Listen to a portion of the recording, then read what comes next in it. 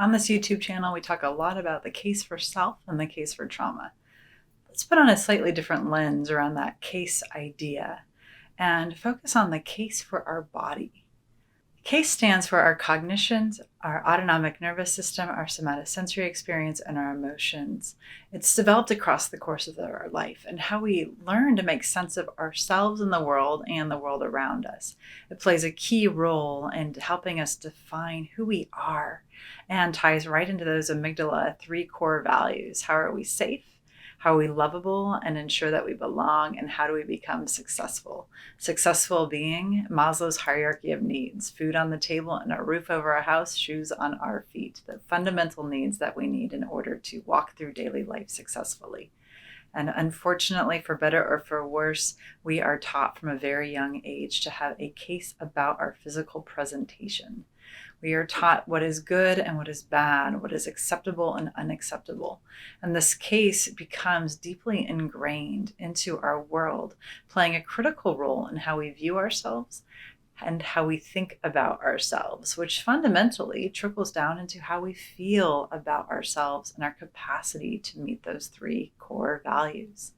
So I'd like to invite you on a little thought experience to explore: what have you been taught about your case for your body? What have been the messages from across the course of your childhood, be them at home, in your school system, your culture, society? What about at school? What were you taught by gym teachers about who you are, what was accepted and what was not accepted? Some of these case features are, of course, hopefully good, and others are neutral. Perhaps, oh, you've got 5 fingers on each hand. Strong work. It's somewhat neutral and expected. And then some of them can be very deeply detrimental, talking about having a sense of self-loathing or even rejecting an entire body part. The reason the case elements have the somatosensory and the autonomic components is that our mind-body system is linked deeply into one another. It's, as Dr. Andrew Huberman reminds us, a closed loop system. What happens up here impacts down here. And so when we have learned to dislike parts of our body, guess what?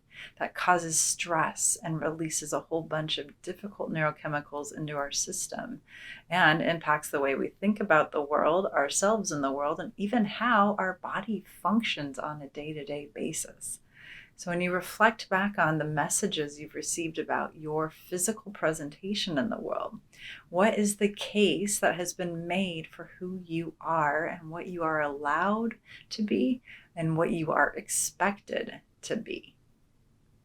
Paying attention to those nuances creates a new opportunity for healing, because remember, we are taught things by other people. We learn things first person, second person, and third person. And regardless of how we learn them, they still embed those things into our mind-body system, and that creates the larger case for self. So I invite you to start getting curious about the case that you've been taught about your physical presentation, about your appearance, and exploring, does that align with you and what you want for your worldview and for your relationship with self? And if not, isn't it time to make a change and build your own loving case for self?